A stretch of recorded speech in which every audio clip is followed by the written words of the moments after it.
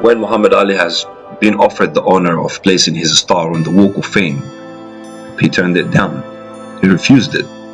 And that was so mesmerizing for Hollywood people, so incomprehensible for so many other people as well.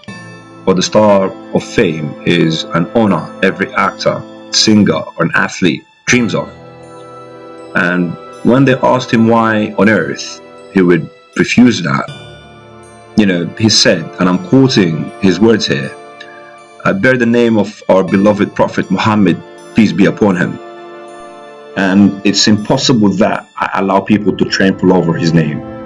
Then he said, "The only way I would accept this honor is if you place my star on the side wall so people can look up to it instead of walk over it." And this is exactly what happened.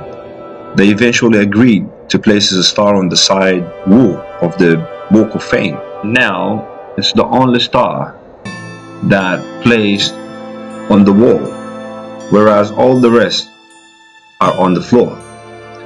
They listened to his word and fulfilled his wish. Muhammad Ali is a number that cannot be downplayed. He is a value that cannot be ignored. Ladies and gentlemen, the greatest.